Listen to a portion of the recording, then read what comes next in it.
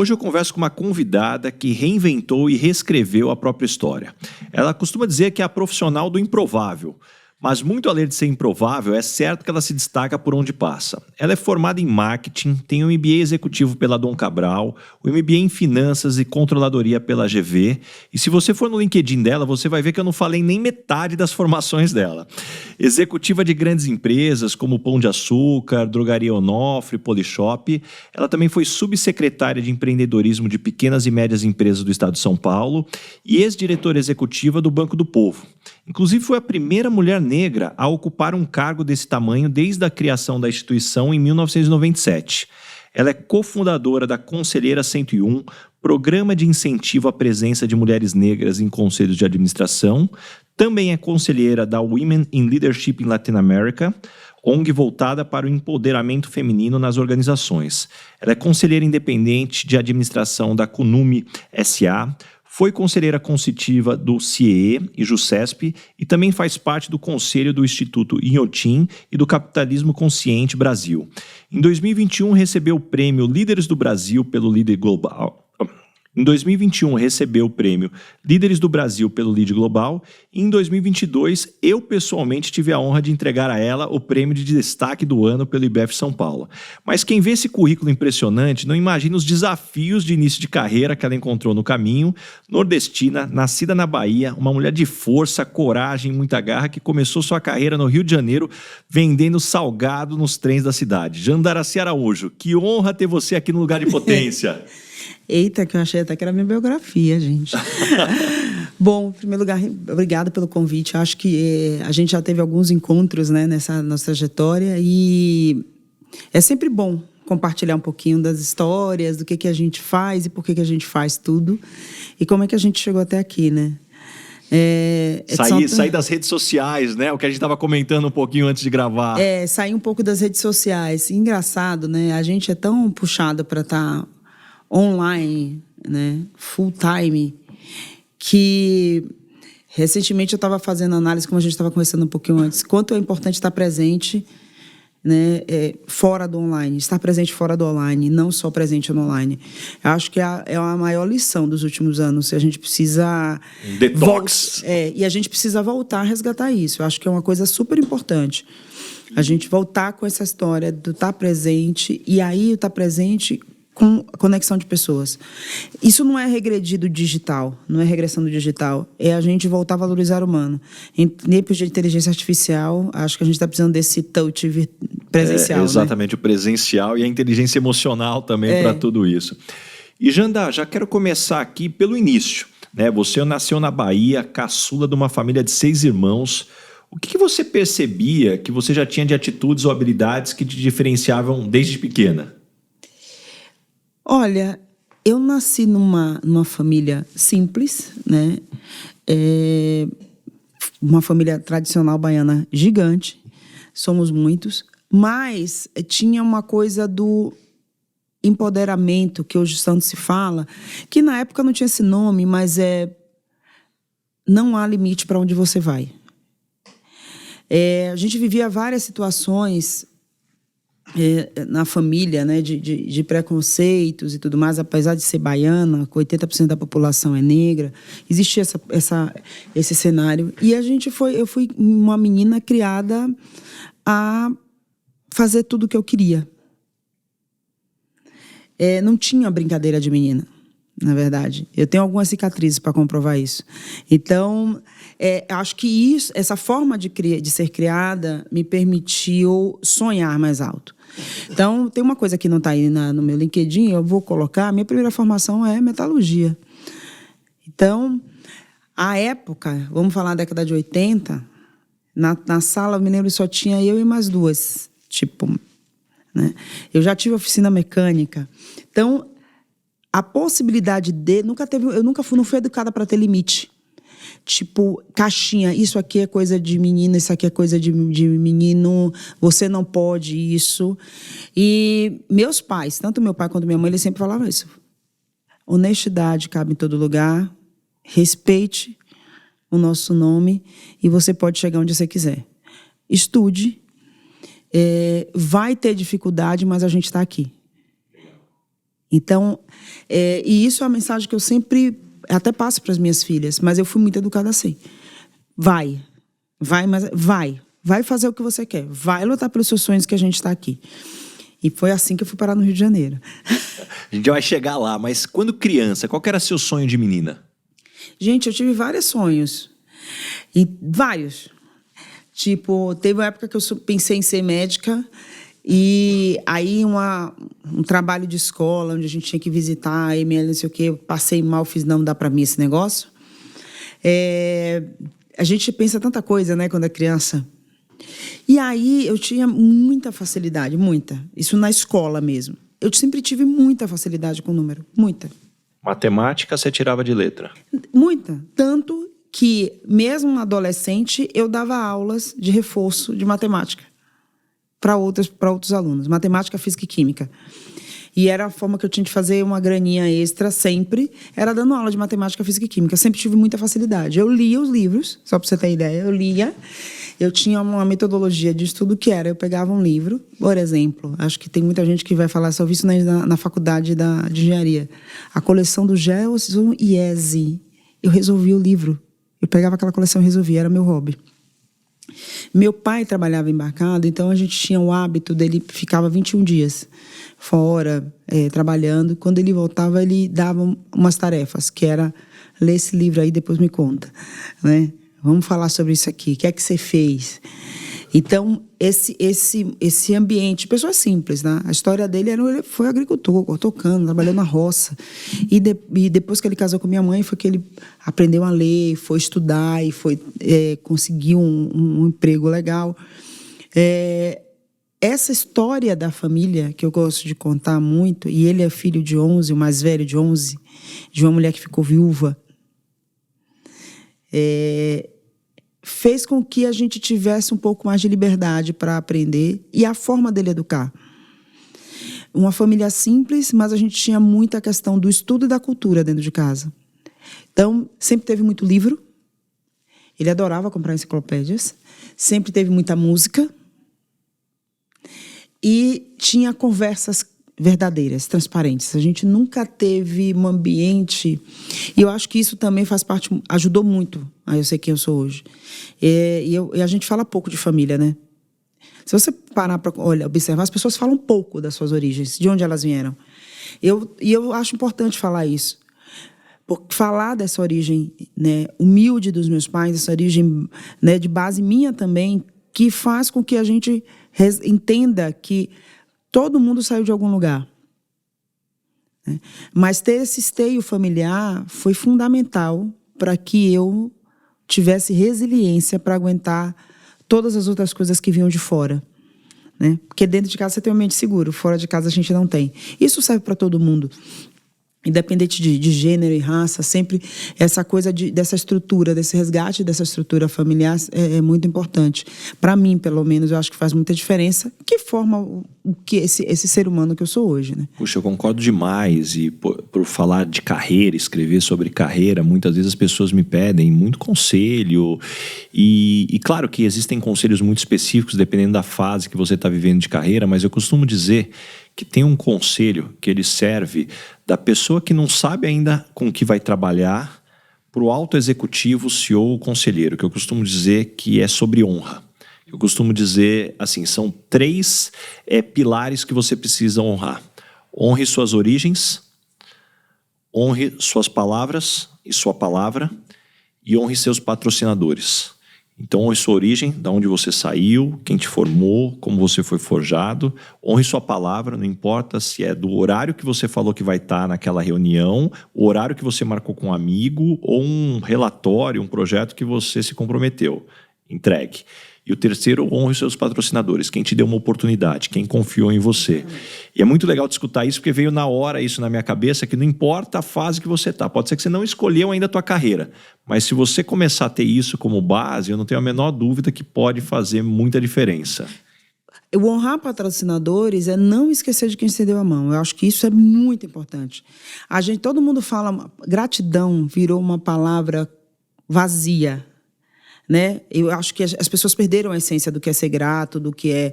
E passa pelo honrar. Ser grato passa pelo honrar, né? Principalmente por honrar quem foi o seu sponsor, o seu patrocinador, como você bem colocou.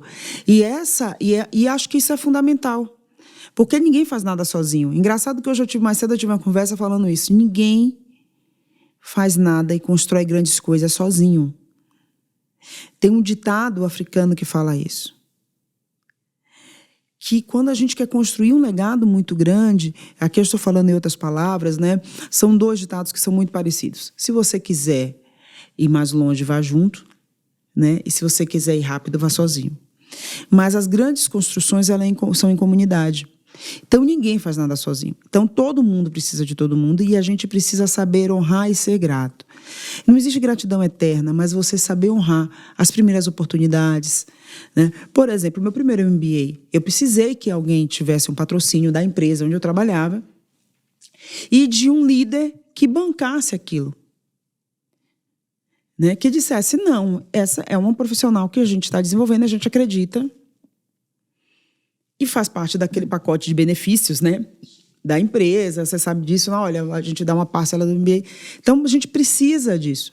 E foi muito importante, na época, essa primeira formação executiva para me dar o primeiro upgrade de carreira, sabe? Então, tinha que ter alguém. E eu costumo falar, eu tenho algumas pessoas que são emblemáticas na minha vida. E eu gosto de citá-las, porque eu acho que faz muita diferença. Né? A pessoa que me encontrou no momento que eu estava vendendo salgado na rua. E que falou assim, eu acho que você... Por que você está fazendo isso? Você tem potencial para fazer outra coisa. Mas como é que foi? Essa é uma história que eu quero... Assim, você já estava no Rio de Janeiro. Já estava no Rio de Janeiro. Eu vou te contar, mas assim, desde a primeira pessoa que... Para eu chegar hoje em conselho de administração, alguém me viu vendendo salgado na rua e olhou. Não só uma pessoa vendendo salgado na rua, uma mulher preta, não olhou, falou, cara, tem potencial. Por que não dar uma oportunidade? E todo dia eu falo para as pessoas o seguinte, eu costumo sempre falar isso. Alguém olhou para mim como um ser humano e viu um potencial. Para quantas pessoas você está olhando e vendo um potencial ou simplesmente perguntando as histórias dela? Porque a gente costuma falar com quem parece com a gente. E com quem é diferente. Algum momento do dia você já parou para perguntar à moça do cafezinho quais são os sonhos dela? A moça da faxina? A pessoa que está na recepção? Quantos momentos do dia, em algum momento do dia, você já parou para cumprimentar e aqueles 5 minutos que você está esperando o Uber, trocar uma ideia? Não dá para falar de gente... ou pensar em gente se você não gosta de gente. Nesse momento, você entende o grande valor de um líder. Quantos CEOs conversam com as pessoas que servem o café, com o pessoal da limpeza, de uma forma de igual para igual, porque ninguém nasceu CEO, ninguém nasceu conselheiro, ninguém nasceu C-level. Isso aí quando terminar a vida, vai para o mesmo lugar. Né? Isso é um título que, não faz quem você é. Mas você, nesse momento, tem um poder incrível de transformar a vida de alguém. E o transformar não necessariamente seja dando uma oportunidade de emprego, mas até escutando e ofertando caminhos. Por que você acha que isso acontece? As pessoas estão no automático, falta interesse, não foram ensinadas. Vamos tentar decupar aí o porquê o mundo está, talvez, com essa falta de cuidado. A gente está... Uma boa parte está no piloto automático. E aí é muito triste, né? A gente teve uma porrada gigante. Eu acho que não tem quem não tenha sido afetado de uma forma ou outra por dos últimos 2 anos, né? O Covid foi uma porrada, ninguém entendeu.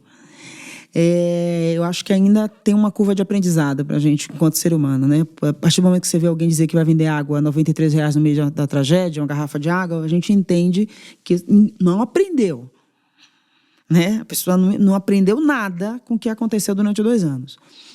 A gente tem a questão do piloto automático, tem a questão de achar, e aí é uma coisa muito de construção social, que o cargo, a posição que você ocupa, ou a formação que você tem te coloca em um patamar superior, e você não olhar para o outro, como você bem colocou, como se no final a gente não fosse parar todo mundo no mesmo lugar. E aí a gente tem o discurso, o que é rede social e o que é na prática.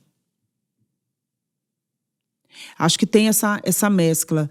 E, assim, não tem desculpa, né? Como a gente estava conversando no começo. Gente, se você não consegue olhar para a gente, tem alguma coisa errada.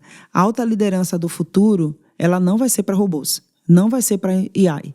Então, acho que tem um retorno para algumas coisas. Ninguém faz produto para robô. O seu negócio não vai ter... Robô não consome. Robô não compra. Robô não usa. Então, se você não entende de gente, você não olha para gente, você não vai inovar em nada.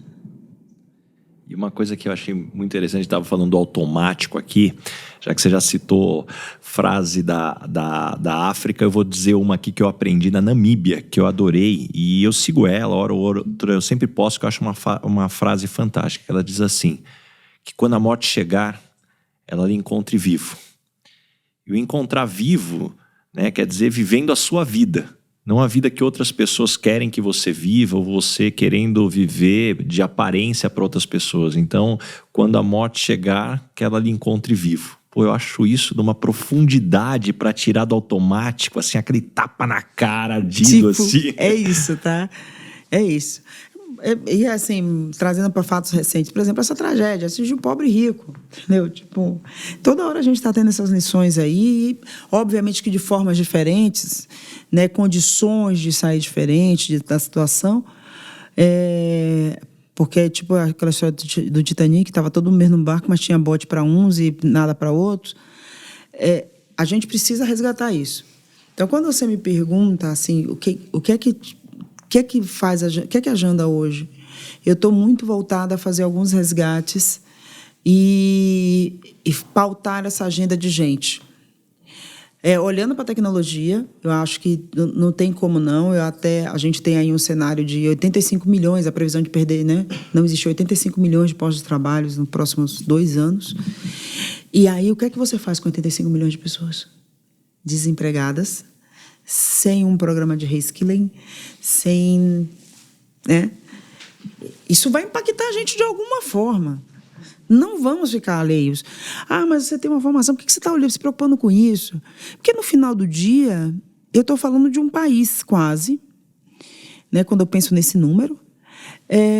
Como é que a gente está desenvolvendo negócios, e aí parte pela coisa da desigualdade, que é uma causa pessoal minha a propósito, né? Tipo, como é que você passa por um processo de construção de negócio, inovação e tudo mais, se você não olha para a gente?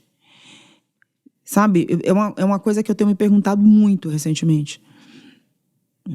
Não, a melhor tecnologia, ela só tem uma função. E qual é? Atender um outro ser humano. Robôs para cirurgias, é para salvar vidas. No final, tudo acaba ali. Né? Então, acho que esse é uma coisa que todo mundo na liderança, seja em que posição você estiver, acho que tem que pensar, né? Como é que a gente está construindo. E aí tem as questões, N questões que a gente envolve, que vêm de valores, que as questões éticas que a gente precisa retomar muito forte. Acho que é uma coisa que vire, né? E tempos em tempos a gente precisa lembrar dos inegociáveis. Não dá para aceitar tudo por tudo, né? Tá tudo sempre tudo bem, tem alguma coisa errada. Acho que tem esse daí. Isso aí passa por esse resgate, esse retorno também, eu acho. Ô, Janda, todo mundo que te conhece fica claro, assim, nas suas primeiras palavras, nas primeiras trocas, a força que você transmite. Essa autoconfiança é algo que você já traz de fábrica ou você desenvolveu ao longo do tempo? Então, vamos lá. Eu acho que foi muito pela forma como eu fui educada. De não ter medo, de enfrentar situações. Não, né, que eu não tenha... Eu me considero uma pessoa corajosa, mas eu respeito. Coragem requer respeito. Eu respeito os meus limites. Então, acho que essa autoconfiança, ela vem muito da forma como eu fui educada. Por exemplo, eu vou te contar uma história, nessa conversa aqui me lembrou um fato. Uma família gigante, pobre, estudando na escola, retorno de férias, a pergunta era: que viagem, o que é que vocês fizeram nas férias? E eu falei que tinha ido para o Rio de Janeiro. A pessoa que tinha ido para o Rio de Janeiro com a família, tinha viajado, tinha ido para o Jordão, meus irmãos, passeou para não sei o quê. E a professora falou que eu estava mentindo. E aí eu cheguei em casa chorando pra caramba. E a minha gigante de 1,5 m, que minha mãe é, né? Gente pequena é um negócio assim impressionante. Deus não deu tamanho, porque senão seria um negócio sério. Todo pequenininho que eu conheço é bem valente. E ela foi na escola, perguntou: não entendi porque você falou que minha filha mentiu. Minha irmã mora no Rio de Janeiro. Eu tenho família lá. Por que é mentira? Porque a gente somos negros, a gente não tem condições de sair do estado e ir para outro lugar passar férias?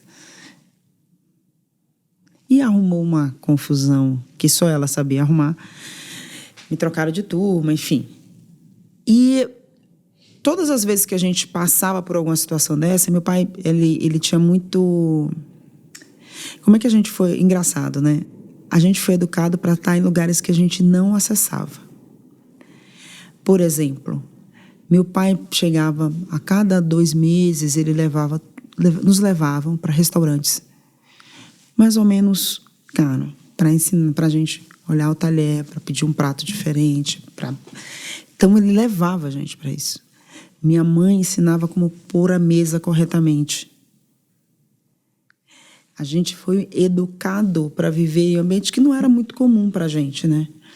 Então, ela tinha muito essa educação. Ela costurava e tudo mais, e, obviamente, a gente, né, tinha pessoas de outras condições, e ela falava: 2 coisas que eu posso dar a vocês aqui, é educação e vocês poderem chegar e entrar em qualquer lugar de cabeça erguida.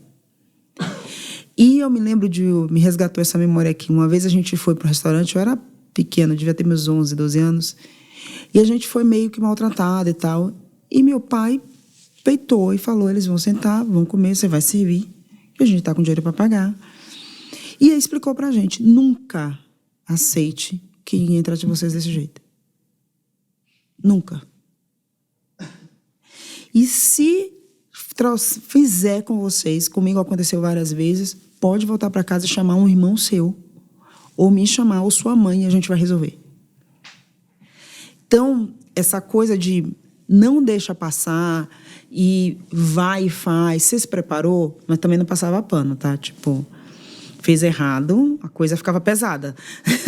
Tá? Não tinha essa coisa de você tá certo, vai avaliar o que tinha feito e, ó, castigo acontecia, mas também não deixava a gente passar por situações complicadas e de forma, vamos dizer assim, ilesa, sabe? Sem retrucar ou sem ser combativo. Então, acho que isso vem muito dessa coisa. Meus irmãos, eu sou caçula, então meus irmãos também eram assim. São assim, né? Estão vivos aí. Meus irmãos são assim. Tipo, como é que é? Bateu, levou, falou o quê? Então vamos lá para resolver. Vamos lá resolver. E assim, você pode resolver seus assuntos. Muito no argumento. Então, e a leitura fazia muito isso. Meu pai falava: lê muito. Ninguém vai tirar o que você sabe. Nunca. Podem tirar o emprego, pode tirar a casa, pode tirar, mas o que você sabe, ninguém nunca vai tirar. E não altere a voz. Então, a forma, às vezes, forte de falar sem alterar a voz é engraçado, né? Agora você, nessa pergunta, me resgatou isso. E como ele me treinava para isso? De uma forma muito simples, assim. É muito duro. Eu acho que é uma coisa dura de falar, mas era a forma que eles tinham de educar a gente. Não altera a voz, tem argumento.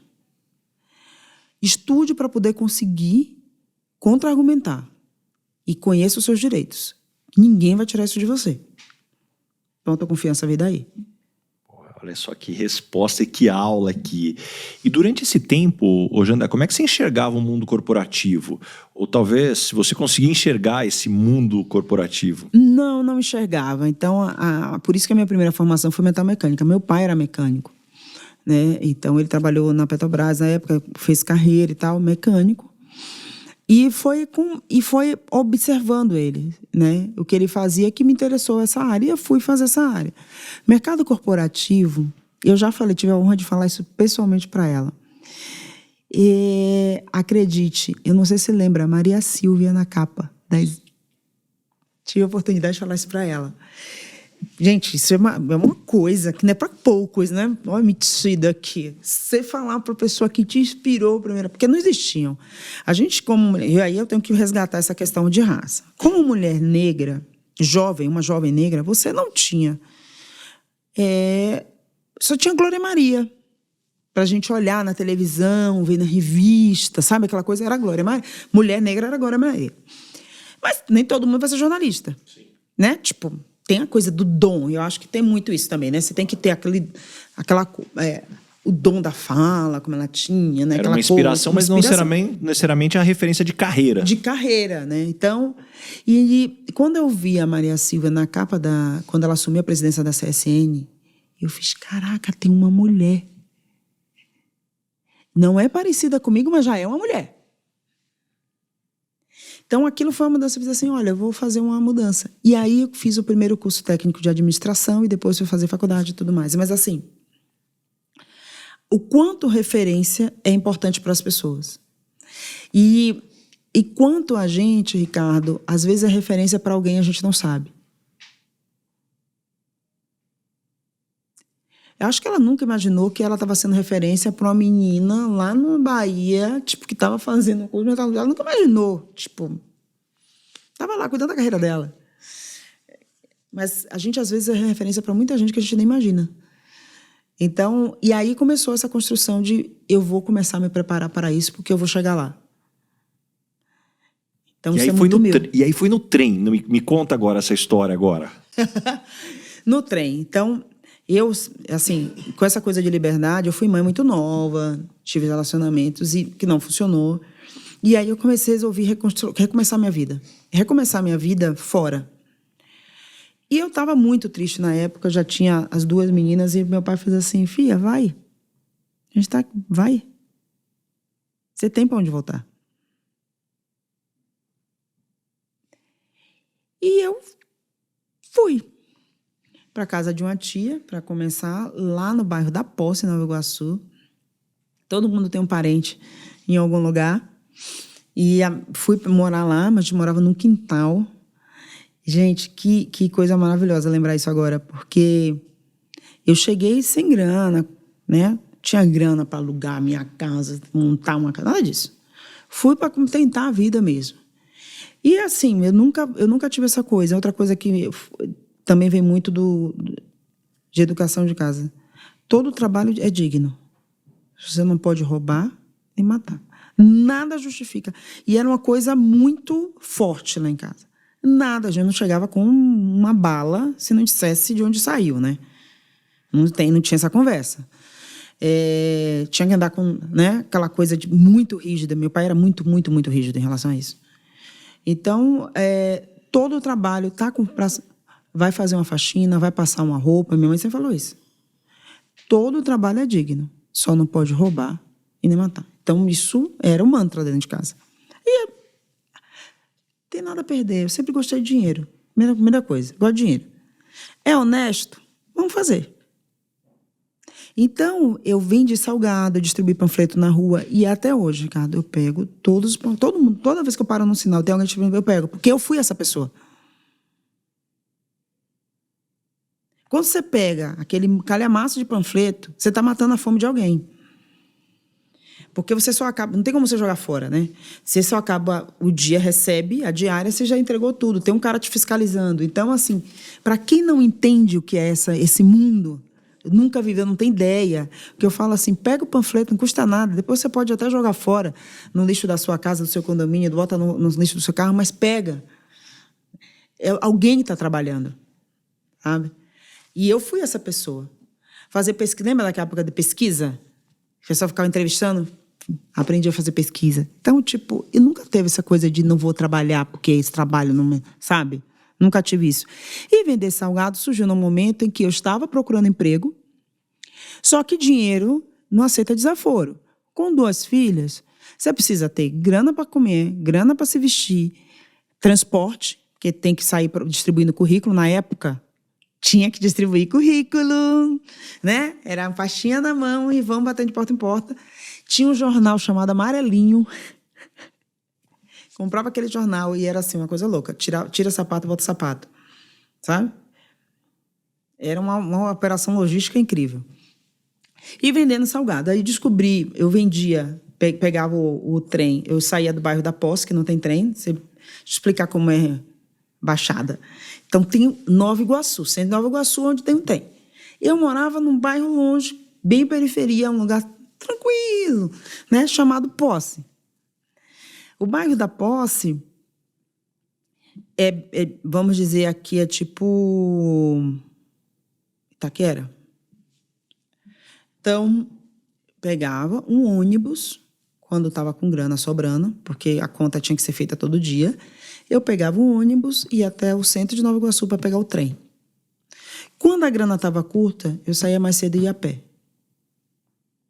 Até ir fazer essa coisa de volta para poder dar para o dia seguinte.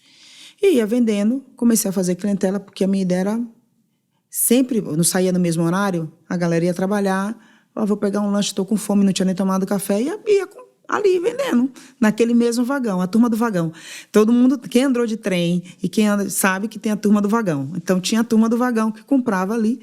E aí me deram a ideia, olha, vai para a porta da faculdade aqui, no meio do caminho, traz mais salgado e vai vendendo. E assim eu fui.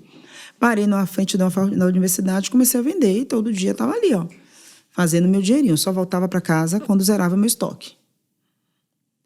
E todo dia tinha um professor que comprava na minha mão. Assim, ele nem olhava às vezes, porque ele entrava atrasado. Me dá um salgado aí, me dá 2 e tal. Daqui a pouco eu mando, na hora do intervalo, eu mando dinheiro e tal. Um belo dia ele chegou mais cedo e começou a conversar. Perguntou por que eu estava vendendo salgado. Eu fiz, estou desempregada, tenho 2 filhas, não conheço ninguém aqui, coloco o currículo em nada. E aí entra a parte do preconceito. Eu tinha uma formação boa, eu não conseguia ser auxiliar administrativo. Eu não conseguia trabalhar numa recepção. Eu ouvi desde eu não tinha aparência até, mas seu currículo está muito bom. Você consegue provar que você fez, com certificados tudo na mão. Como assim você estudou na Federal da Bahia?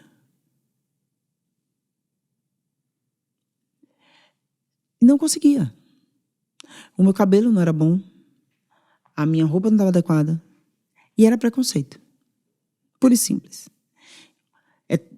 Hoje, a gente sabe, basta dar uma circulada. Você não vê mulheres como eu nas recepções dos prédios. É muito difícil.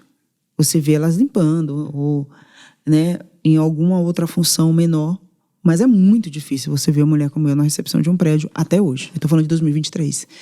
Há alguns anos atrás era muito mais difícil ainda.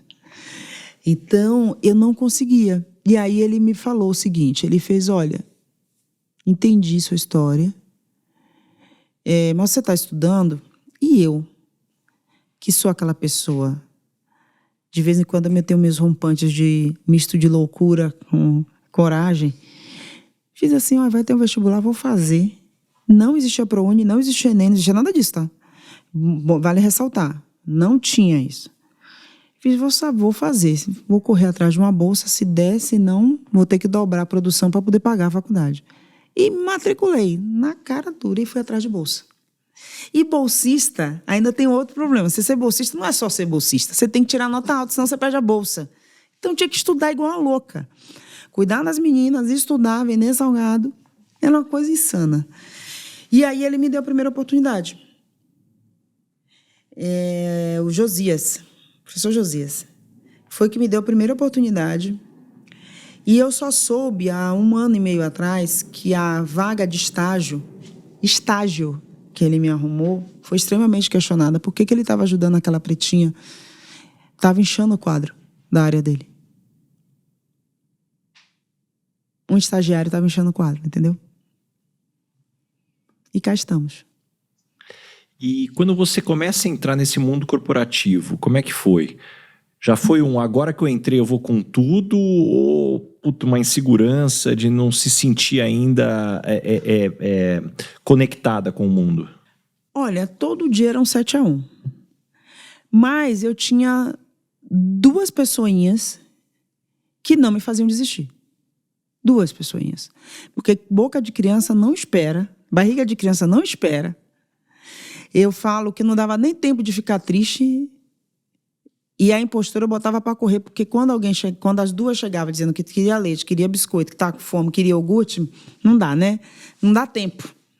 Então, eu não tinha esse tempo, né? Então, todo dia era um 7-1, tá?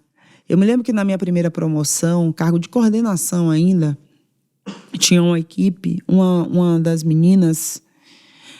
quando foi anunciado, foi feita a reunião, olha, fulano vai ser promovido, então parabenizar a pessoa na hora. Né? Já existia a lei, mas a gente não tinha. Ela disse, eu não vou responder para essa pretinha. Me recuso a responder para ela. No meio do salão? No meio da sala de reunião. O meu diretor, na época, falou, então, entendi, então você também não vai responder para mais ninguém aqui.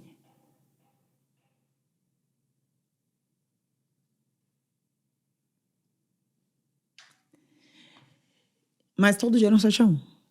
E assim, a questão de desistir não dava para desistir. Porque a minha desistência, eu ia dar um recado, eu sempre olhei muito para isso, né? Qual recado eu ia estar passando para as minhas filhas? 2 meninas pretas.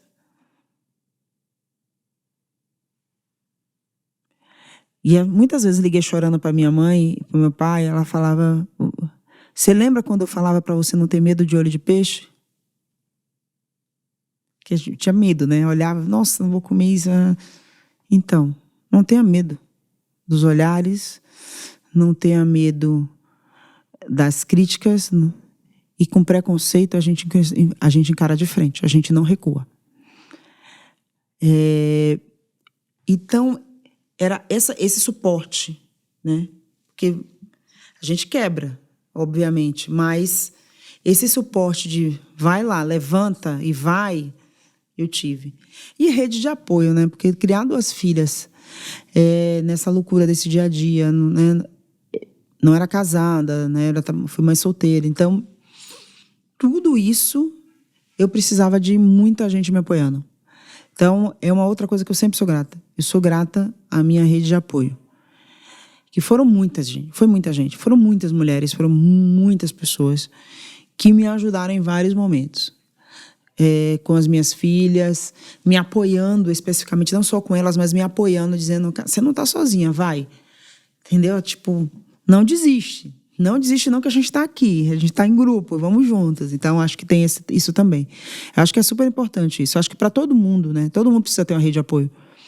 Porque não é fácil, né? O mundo corporativo, ele não é simples. Né? Todo dia você tem decisões difíceis para tomar. A gente tem que lidar com situações complexas. A gente não está sempre tendo os melhores resultados 24 horas por dia. Isso não existe. Como é que você lidar com isso? Tendo para onde voltar, com quem compartilhar, com rede de apoio. É mais ou menos nessa linha. E puxa, com toda essa história aqui, conhecendo tudo que você passou, agora eu vou acelerar a linha do tempo. Você senta numa posição de conselheira, que é um sonho desejado pela maior parte dos CEOs, diretores desse mundo. Poxa, você vê hoje a quantidade de executivos de altíssimo nível fazendo curso, tentando, e a gente sabe que esse é um mundo bastante difícil. Como é que foi sentar nessa cadeira de conselho? Já era algo que você estava planejando, rolou o convite? Quando que você realizou, você falou assim, peraí, eu passei talvez do que seria o que a gente vê, que é uma posição de diretor ou CEO, e agora eu estou acima aqui, até numa responsabilidade muito diferente. Então, eu sempre fui muito visionária. Primeira vez que eu tive a oportunidade de entender como é que funcionava o conselho, entender a dinâmica e estudar, foi na Will, foi um pouco antes de eu entrar na área pública. Entendi como funcionava, eu fiz assim, gente, essa é a virada que eu vou fazer. E isso não tem muitos anos, tá, Ricardo? Eu sempre fui muito de fazer grandes... E acho que isso, minha história fala um pouco sobre isso. Eu sempre fui de fazer grandes viradas. Eu, quando quero virar o canhão, eu vou mover o mundo inteiro e vou virar. E aí eu fiz assim, não, é isso que eu vou fazer. E aí eu fui entender o que é que precisa ser feito. Que caminho que eu vou trilhar para fazer chegar onde eu quero chegar. Obviamente, falo para todo mundo. Isso é fundamental. Você tem que compartilhar com as pessoas que você quer. Né? E aí veio meu lado holístico, joguei para o universo e fui atrás, né? Não é só joguei para o universo e fiquei no on, né? Não. Né? Na meditação, deixa eu só mantra. fazer um pause aqui que eu adorei o que você falou. Muitas vezes eu vejo as pessoas postando, conversando, aqueles conselhos de família. Não conta os seus sonhos. Você vai atrair inveja. Isso é ruim. Eu sempre achei isso uma besteira. Eu falo para as pessoas: você está guardando para você, não vai acontecer. Compartilha, busca ajuda. Não tem essa. Volto para aquele... Qualquer grande coisa que você queira realizar, não faz sozinho. Então você precisa das pessoas. A inveja, que as pessoas muito falam, a inveja é muito atrelada a reflexo. Então, quando você tem a sensação, olha o que você está refletindo. Quem tem essa vibe de, porque inveja, olha o que você está emanando. Porque se você está em outra frequência, não vem. Muda a frequência. E isso é física. Então, quando eu falo jogar, isso é física. Para mim é física pura. Não é os opostos que atraem, são os iguais. Isso é energia, né? Eu não sei se você já teve essa sensação. Quando você está na vibe muito boa, você começa a atrair gente boa para você. Conhecer gente legal, gente do bem. Então é isso, muda a frequência. Inveja está atrelada à frequência. Que frequência você está indo? Gente, o mal, o bem, né? Se a gente for falar isso existe, está lá, é bíblico, ok, faz parte, luz, escuridão, universo, estrela, enfim. Eu acredito muito no que você está emanando para fora. O que você emana para as pessoas? Ponto. Ninguém tira essa sua verdade. Essa é a sua verdade. Então, para realizar grandes coisas, não tem. Vamos pegar as grandes referências do mundo. Ninguém fez nada sozinho. O Einstein tinha um assistente, gente. Sabe? Não dá para, não consigo imaginar. Né? Tirando Beethoven e Mozart, né, que tinha ali um processo de introspecção na criação, mesmo assim tiveram tutores para aprender, para aprimorar a técnica. O cara que ninguém fez nada sozinho. Tinha alguém que afinava o piano, tinha alguém que cantava a ópera. Nada é feito sozinho. Então essa coisa de não conte, isso é uma, sabe? Eu falo autoajuda de botequim. Sabe? Tá mais para autoajuda de botequim. Concordo, totalmente. Do que efetivamente uma coisa construtiva. Mas eu te interrompi. Você jogou pro universo, quero ser conselheira. Não, joguei, me preparei, obviamente. A gente vai estudar, né? A gente vai se preparar. Fui falar com as pessoas que eu sabia, eu acreditava que poderia ser uma ponte para isso. E fui atrás. E aí, de novo, humildade. Outra coisa que é importante. Eu quero ser conselheira, mas eu já ouvi isso, tá? Eu só quero ir para a listada. Meu amor, tipo... eu só quero ir para... Não é assim que as coisas funcionam. Né? Não é bem assim que as coisas funcionam.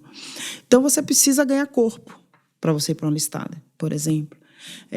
Tem uns fundos hoje que hoje aportam em empresas, em startups. Você precisa começar de algum lugar. Então, eu comecei pro bono, sendo conselheira pro bono, por isso consultivo, que são riscos diferentes. E é muito importante falar, principalmente depois dos últimos casos que a gente tem visto na mídia, de que ser conselheiro de administração, gente, não é só glamour. Tem muita responsabilidade. Tem uma questão de fidúcia muito séria, né? Tem uma questão de patrimônio pessoal. Aliás, eu arrisco a dizer que o risco versus retorno aqui do que você tem, se você pensar a remuneração do conselheiro, ver tudo que ele coloca em risco aqui, você tem que entender, é isso mesmo que você quer? Exatamente. É isso que você quer? Ou é só por uma questão de ego? Porque tem muita... Eu conheço pessoas que né? É ego. Ah, mas é porque fulano tá, eu quero estar. Não, gente, não. É isso que você quer. E aí eu fui construindo, muito mais por uma questão de aprendizado. A gente não dá para ser tudo na vida. Mas quando você está nessa posição, você aprende pra caramba. Primeiro que você tem que estudar muito. Outro que você tem que exercer uma coisa que é a escuta. Quando você está numa mesa, e aí até no online, você tem que prestar atenção nos movimentos. Você tem que estudar para estar naquela reunião. Você tem que você tem que estudar sobre aquele mercado. Você tem que pesquisar muito. Tanto que eu voltei a estudar. Eu estou fazendo agora um outro curso para conselheiros. Vou fazer um curso agora no meio do ano, fora do Brasil. Então, você tem que se preparar. Não é simplesmente, né? Eu quero como uma criança mimada, mas a gente vai, eu costumo fazer isso para tudo na minha vida. Eu jogo para o universo, olha, eu quero isso, isso e isso. Eu acho que é uma mudança, uma mudança de paradigma. E muitas vezes, até vou citar uma mulher que eu sou fã, que é a Rachel também, e a gente, a Rachel Maia, que a gente é contemporânea, né? A gente tem quase praticamente a mesma idade. Adoro a Rachel. E é muito legal. Às vezes eu ouço assim, não, mas tem você, tem a Rachel. Eu falei, gente, não, tem mais gente. Foi aí que surgiu o Conselheiro 101. Tem mais gente, né? Tipo, tem mais gente. Não é só 2 pessoas, né? Mas acho que tem isso também. Foi uma preparação, abracei as oportunidades que eu achava que era coerente para o que eu sabia, porque a humildade também está em dizer não, né? Não estou pronta para isso, ou não é meu momento. Eu acho que isso é muito importante a gente fazer, isso na vida, para tudo. E preparo.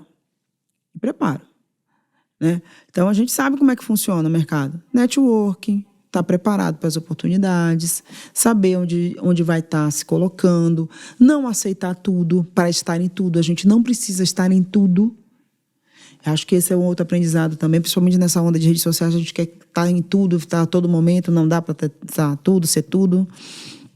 E fazer grandes escolhas. A gente tem que fazer escolha todo dia. Então, uma delas foi seguir essa trajetória, até por uma construção de carreira, né? Qual é o next step? E isso eu já vinha pensando. Com 42 anos, eu comecei a desenhar um mapa. Se você for na minha casa, você vai ver a parede do meu escritório cheia de post-it, de papel, de mapa e tal. Eu comecei a fazer uma coisa, Ricardo, que eu costumo falar para quem eu dou mentoria. Eu aprendi em 97, eu não sabia fazer isso. Em 97, eu aprendi a fazer meu projeto de vida. No meu projeto de vida, tinha coisa de 1 ano, 2 anos, 3 anos, 4 anos e para frente.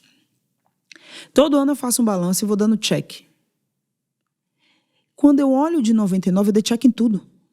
Quais são as categorias? Que todo mundo que está nos escutando aqui ficou curioso como você organiza essas metas. E eu separo por setores, né? Foi uma coisa que eu aprendi a fazer na época, separando por setores. Olha, eu quero família. O que é que não está bom? Aí o pessoal vai dizer, isso o coach já dá. Sim, tem coach que dá. O problema é o que é que você faz com essa ferramenta. Quando eu aprendi à época que não era fama, não era um assunto corriqueiro, coach, mentoria, isso não existia, né? Coach, há muitos anos atrás, era uma coisa caríssima, rara, né? Você não tinha essa coisa que é hoje, né? Todo mundo é coach. Não é nada disso. Eu brinco que na minha época era o Chicoach só, que eu tinha ali. Da vida. E eu aprendi essa ferramenta de como organizar a minha vida. Engraçado que eu já tinha essa ferramenta em casa. Muito assim, vai estudar, você quer comprar não sei o quê. Muito do planejamento financeiro, surgiu o planejamento de vida. Meu pai não tinha grana para pagar tudo para todo mundo. Então era tudo muito planejado. Ou é isso ou é aquilo. Para quando é que você quer isso? E aí eu fui criando mecanismos e eu aprendi a usar essa ferramenta. Então eu tinha lá, na área intelectual, educação, o que é que eu queria fazer? Eu queria fazer esse MBA, fazer esse curso, aprender esse idioma. Quanto tempo? Tanto tempo. Quanto eu vou precisar gastar? Tanto. Ia revendo. Eu quero uma posição de diretoria. Eu fui atrás. e desenhei. Quem vai me ajudar a chegar lá? Eu tenho o nome das pessoas na minha planilha. De quem seriam as pessoas que poderiam me ajudar a alcançar aquele objetivo que eu tinha traçado. Como eu poderia estar perto delas? Alguém vai dizer, quando eu ouvi dizer assim, essa mulher quase é psicopata. Não, organizada. Que foi o que fez com que eu chegasse aqui hoje. Mas eu não me conecto às pessoas por me conectar por interesse. Sabe, o interesse, tipo, eu me interesso por pessoas. Eu venho falando disso desde o momento que a gente sentou aqui. Então, a conexão é pela pessoa. Você tem que ter algo para oferecer. E eu costumo dizer o seguinte, gente, a pior conexão que você pode fazer é quando você se conecta por interesse. Dê algo antes. E eu faço muito isso. O que é que eu posso fazer por você? E deixo a pessoa falar o que ela pode fazer por mim. Essa é a vida da troca, mercado de troca da vida. E, Janda, esse grande mercado de troca tudo da isso vida. que você está nos colocando aqui, puxa, tantos aprendizados. Você separa um tempo para você ficar com você mesmo, refletir? Como é que você organiza você com você mesmo? Gente, pergunta de milhões. Eu faço... Isso está dentro do meu planejamento, inclusive. Do meu tempo off, do meu momento sem rede social e sem celular. Eu fiz isso no carnaval, sumi. Fiquei offline. Quem me acompanha nas redes viu que praticamente não teve postagem. E acho que isso é uma coisa super importante. A gente criou um mecanismo que hoje tem até uma síndrome, né, que é o FOMO, né? Que a gente não consegue não postar. Eu brinco que a gente precisa estar olhando o celular. Vai que o mundo acaba e a gente não fica sabendo, né? Exatamente. A gente não sei em que planeta a gente está, se não é nesse mesmo planeta, mas tipo, a gente fica com esse receio. E é esse momento que eu uso para mim. É nesse momento que eu faço o realinhamento. Eu costumo realinhar. Gente, eu estou indo. E aí eu faço esse questionamento. Eu estou fazendo certo? É isso mesmo? É o melhor caminho?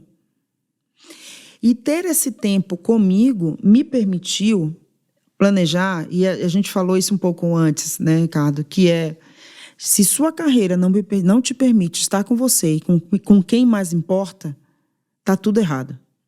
Se você projetou algo na sua vida que não permite você ter tempo para você mesmo... E para as pessoas que você gosta. E para as pessoas que você gosta, está errado. Zera o game e começa de novo, porque está tudo errado. Primeiro que, se você é a peça mais importante desse jogo, se você não se cuida, não vai existir você em breve. E aí, todo o resto deixou de importar. O segundo é, para que mesmo você trabalha? Para que mesmo você estuda? Qual é a finalidade disso? A gente precisa voltar aos porquês. Simon Sinek fala muito bem sobre isso em outras perspectivas, mas eu costumo falar o porquê. No meu planejamento, quando eu traço um objetivo, eu escrevo o porquê eu quero aquilo. Puxa, que eu achei isso um baita de um insight. Acho que todo mundo vai lá escrevendo as metas. Pelo menos pouquíssimas pessoas eu já ouvi que escrevem o porquê. Por que você quer isso? O porquê vai determinar se aquilo realmente faz sentido ou não. O porquê você quer fazer uma viagem? Por que você quer? Só porque você ama o Mickey ou porque todo mundo foi para Disney?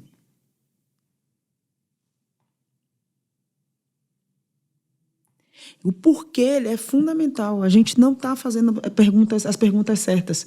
Eu acho que esse é o grande ponto. Os nossos maiores questionamentos, acho que as maiores dúvidas e angústias vêm da gente não saber o porquê a gente faz alguma coisa. E aí gera essa angústia. Adorei.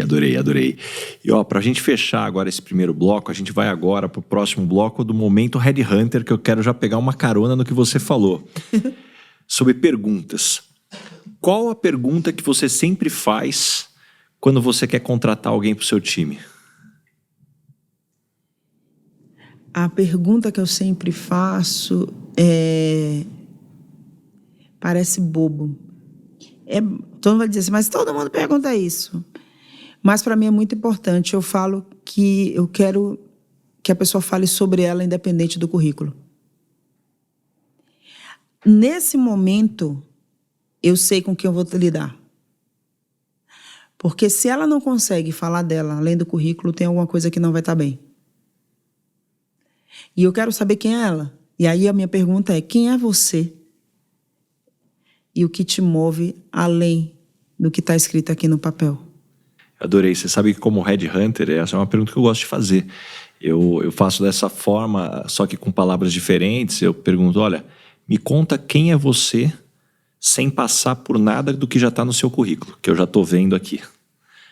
Não passa por isso, porque eu acho que isso diz muito. E que tipo de pessoa não dá certo trabalhando com você, Jandar?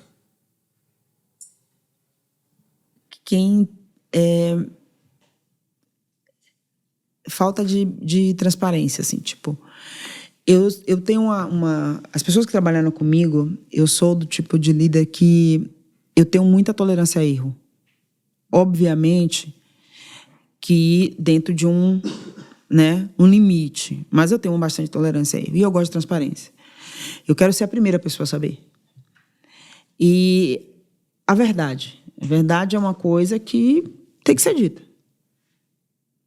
Não vou conseguir cumprir o prazo, fala. Porque até eu vou te ajudar a gente cumprir esse prazo.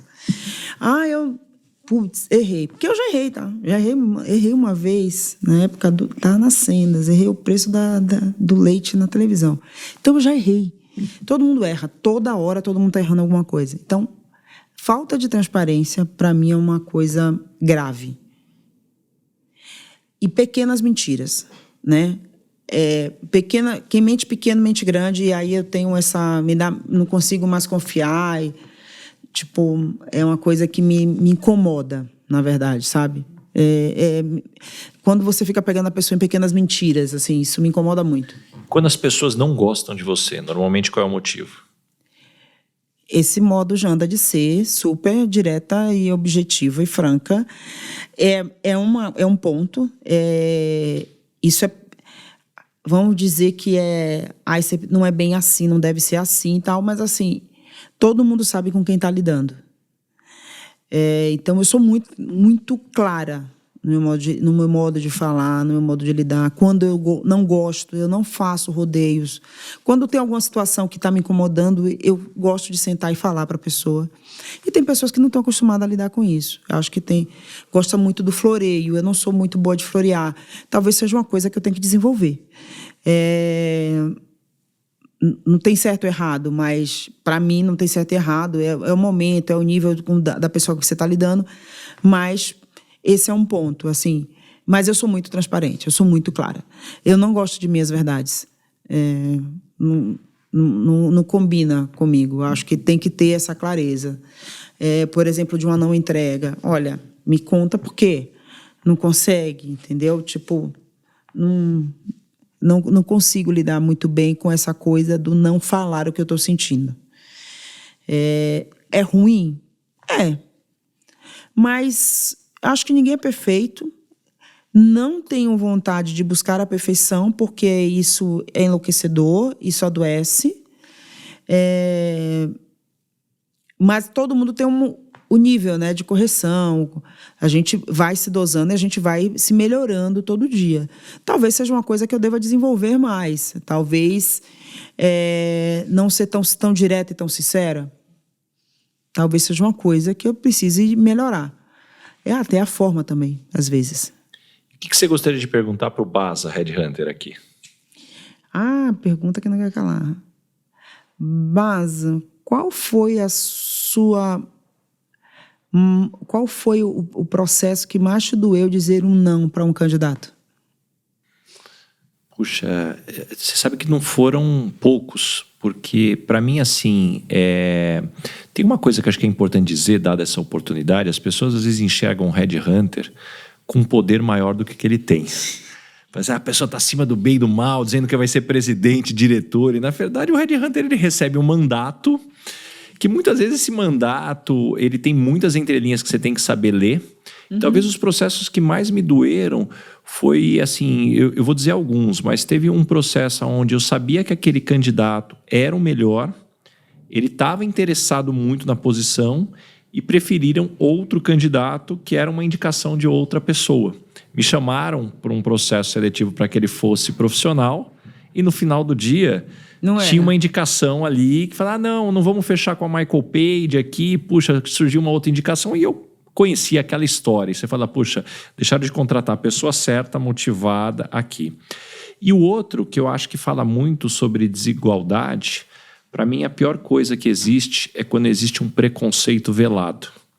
E aí vem toda aquela coisa, a pessoa é preta, mas ninguém vai falar eu não contrato um preto. Aí eu falo assim, não, mas eu acho que essa experiência não é bem o que eu queria. A pessoa começa a dar uma volta, que aí você começa a entender que fala assim, poxa, não tem fundamento nenhum, às vezes é consciente, mas muitas vezes ainda é um viés inconsciente que a pessoa ainda nem realizou uma situação que ela tem. Então isso para mim são pontos importantes de colocar aqui, porque, de novo, eu acho que tem uma clareza aqui importante do que você efetivamente está buscando para você poder entregar o melhor aí para a empresa também.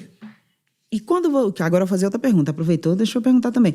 Agora, e como é que você lida quando fica muito claro que aquele candidato não está sendo contratado por uma questão de preconceito? Como é que você lidar com isso?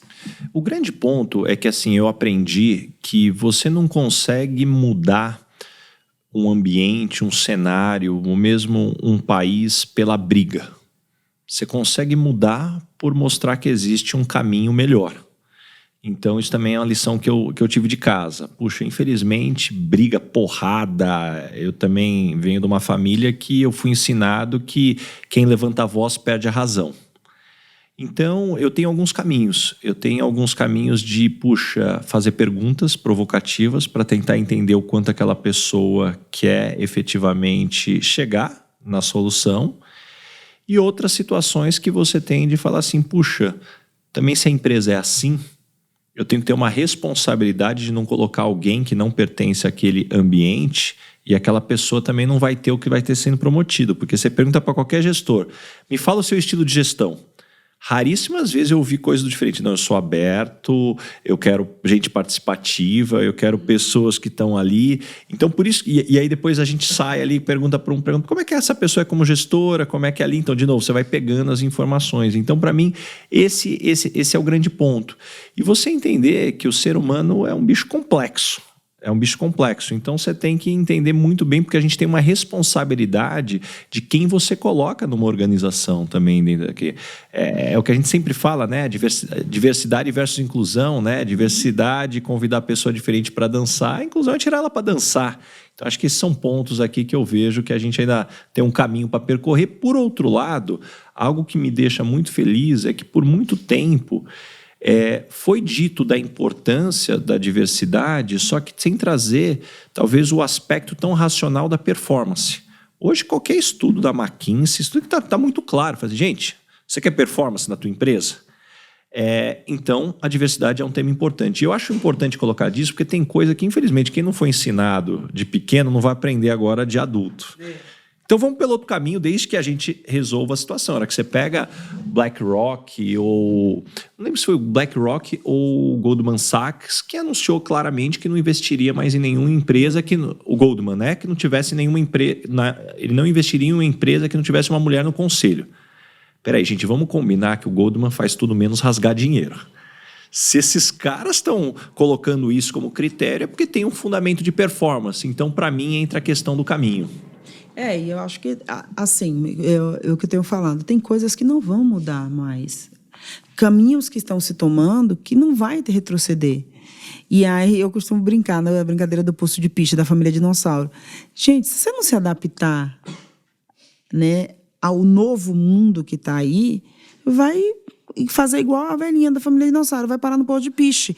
É um profissional que não cabe em lugar nenhum. Essa eu ainda não tinha ouvido, essa analogia aí. Você lembra desse desenho? Lembro do Família Dinossauro, do Baby, tudo. Olha, não tá conseguindo andar com todo mundo. Vai ter que ir pro piche. Vai ter que ir pro poço de piche. Então, fica lá. E é o que vai acontecer com muitos profissionais. Eu acho que se a gente não mudar, que é aquilo, né? Como a gente estava conversando, esse aprendizado contínuo de se reinventar, de rever, né, o que a gente, as nossas crenças, tal, né, as limitantes principalmente, e esses preconceitos que a gente tem. Todo mundo é preconceituoso, né? No final do dia, todo mundo é. Mas a gente precisa rever como é que a gente lida com isso para viver em sociedade, para fazer um mundo melhor para todo mundo. Esse, para mim, é o grande ponto. E, Janda, chegamos agora no momento, dona Ângela. Complete a frase. Eu sou esquisita por quê? Gente, por muita coisa. Eu sou muito esquisita. Primeiro que eu tenho uma voz horrorosa e gosto de cantar em karaokê e gosto de cantar no rádio alto. Então, eu sou uma pessoa bem esquisita. Tipo, essa é uma das minhas esquisitices. Tem várias outras que, pelo amor, né? Sou bem esquisita. E qual o maior perrengue ou situação engraçada que você já passou no mundo corporativo? Perrengue? Nossa, tem tantos. Tem tantos que tá difícil. Tem uns que são impublicáveis, vai. Mas, assim, perrengue do corporativo, Jandinha. Olha, já passei por tanta coisa, gente. Desde a roupa rasgar em evento. Rasgar, literalmente rasgar. Não dava para esconder. Não dava para esconder. E um evento, assim, tipo... Tava a trabalho e eu tive que ficar pedir a calça da moça do banheiro. Então, esse foi um perrengue recente. Recente. Por sinal, entendeu? Que eu tive que pedir para ela ficar com a minha calça que rasgou. Uhum. E sorte minha que a pessoa ficou meio folgadinha, mas deu. Deu. Pelo menos para eu voltar pro lugar. Pro lugar, até terminar. Até terminar. E caminhando agora pro final, o nome desse podcast é Lugar de Potência. Qual que é o seu lugar de potência? Que tipo de situação e ambiente que pode jogar lá que você brilha? Meu lugar de potência? Eu acho que meu lugar de potência é fazendo o que eu gosto de fazer, né? Acho que, assim, eu gosto muito de lidar com números, eu acho que é um grande lugar de potência. E hoje está onde eu estou, né? Contribuindo com outras organizações, olhando de fora. Aquele, né? Tô ali, mas não tô, né? Tipo, eu acho que esse olhar essa visão de caleidoscópio que você tem, eu costumo dizer, não é visão de helicóptero, para mim é um caleidoscópio. Eu acho que é o meu maior lugar de potência hoje. Eu vejo que é onde eu tenho evoluído, tanto eu aprendido muito, quanto podendo contribuir também. Me conta uma verdade que as pessoas não costumam dizer e, na sua opinião, é fundamental para se ter sucesso.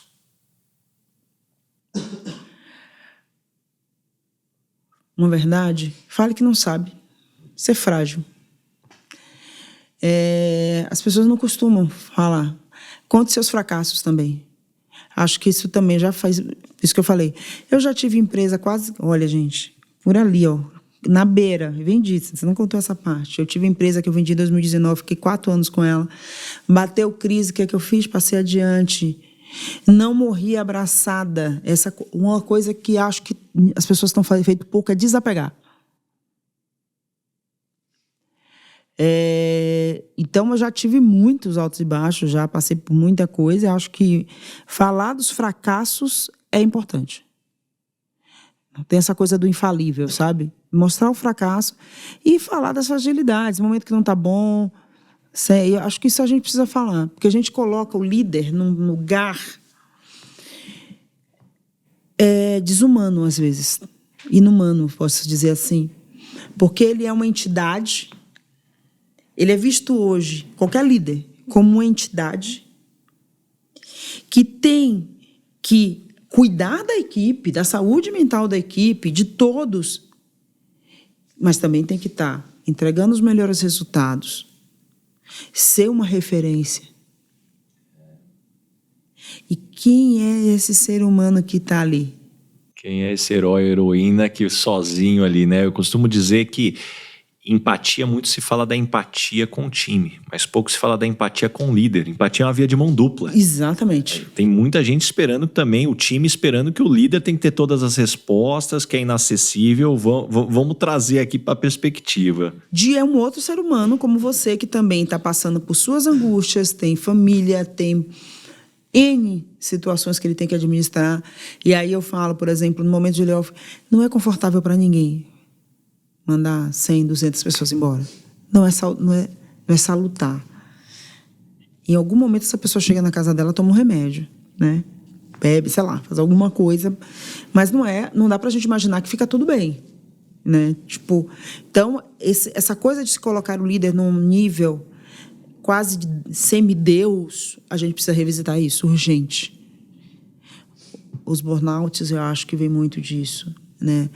Muita questão de saúde mental, as pessoas fazerem coisas bizarras, talvez venha dessa coisa de ser colocada como semideuses. Concordo e a gente está muito. falando de seres humanos. Janda, me indica 3 pessoas bacanas para eu convidar para esse podcast ter uma conversa como essa. 3 pessoas bacanas, vamos lá. A primeira é a tua análise de desenvolvimento. Acho que vai ser uma conversa muito rica com você. Se chama Andréa Cruz, da CRH1. A segunda, talvez você tenha que fazer virtual, mas eu acho que seria lindo você falar. Se chama Mayra Castro. Ela é ex-diretora da Câmara Suíça Brasil, Amazônida, e saiu do corporativo para criar uma empresa na Amazônia. Eu acho que seria alguém... Tanta gente fala disso, né? Eu acho que seria alguém bastante rico de você trocar. Eu não sei se você já falou, mas eu acho que você deveria conhecer o Hugo Betlin.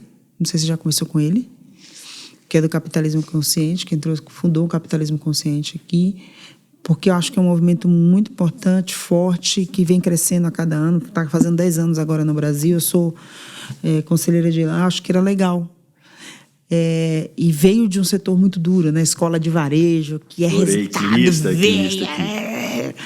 E aí ele vira a chave, ele fez, não é isso, é muito além e tudo mais. Janda, tem uma pergunta que eu faço para todo mundo que vem aqui e não posso deixar você embora sem fazer essa pergunta para você. O que é felicidade para você? Felicidade para mim é poder fazer coisas simples, como, por exemplo, correr no parque, andar de bicicleta, estar com as minhas filhas, estar com minha família, dar um mergulho. Sou uma pessoa de água, eu gosto muito de água. Poder ir para a praia, dar um mergulho e voltar. Eu gosto de coisas simples. Então, felicidade, essa coisa de felicidade é outra coisa também que eu acho meio bizarra, Ricardo, que é essa felicidade, essa coisa utópica de que a vida tem que estar perfeita. Felicidade, para mim, é feita de pequenas coisas, pequenos momentos. Pequenos momentos mesmo. Você poder estar com a sua família, sabe? Você poder viver momentos, realizar os sonhos, né? Óbvio, não só isso, mas você estar com as pessoas que você ama, não é? Seus amigos, você viver esse momento, se vestir, ter história para contar, né? A gente poder estar com histórias que só você e aquela pessoa sabe, aquelas pessoas sabem, de momentos que são seus. Eu acho que felicidade é dia a dia. Não é uma coisa perfeita, sei lá, de paraíso, né? Idônica, não é isso. Eu acho que felicidade para mim é isso. Então, essas pequenas coisas me fazem feliz. Adorei. Antes de ir embora, tem um presente aqui para você, um óculos da Longchamp. A Marchon é o nosso grande aqui apoiador do podcast. Eles são fabricantes e distribuidores do óculos da Longchamp aqui no Brasil. Legal. Eles dão uma stalkeada no perfil do convidado, da convidada. Acho que acertaram aí Certinho. O teu óculos aí, ó. Muito certinho. bom. E a pessoa usa óculos, assumiu óculos, gente, adorei, porque eu uso óculos. Eu tenho óculos de vários modelos, várias cores, né? Porque, efetivamente, óculos, para mim, é sobrevivência. Então, como eu tenho astigmatismo e miopia, resolvi não fazer cirurgia, vou usar óculos. Vai usar, tá certíssima. E, Janda, pra gente fechar aqui, como é que as pessoas te encontram? Que projetos que vem pela frente? Bom, primeira, a gente vai abrir em breve a 4ª turma do Conselheira 101. Acho que a gente está aí na toada. O Conselheira, agora no 4º ano, a gente vai virar trabalhando para transformar ele em instituto, para impactar mais gente. Me acham nas redes sociais. Eu posso demorar a responder, mas eu respondo. É @Jandaraci. Qualquer Jandaraci mais nova, gente, que eu é cópia. Então vai ter outras Jandaracis por aí. Mas com esse nome, né, imagina fazer alguma coisa errada. Todo mundo me acha. Então, tô nas redes sociais, tô no LinkedIn, respondo sempre os DMs. Então, tô lá. Se quiser, a gente pode conversar, trocar ideia. Vai lá, curte, segue. Estamos aí. Muito obrigado mesmo, Janda. Puxa, eu tenho certeza que todo mundo nos escutou até aqui, saiu com páginas de anotações aqui, muitos insights. Obrigado por abrir tua agenda aqui, pô, que delícia de bate-papo aqui com você. Eu que agradeço mais uma vez pelo convite, eu adorei a conversa e espero que a gente renda bons frutos aí, que sempre possa estar trocando, né, por aí. A gente está sempre se encontrando? Com certeza, é isso mesmo. Muito obrigado mesmo, valeu.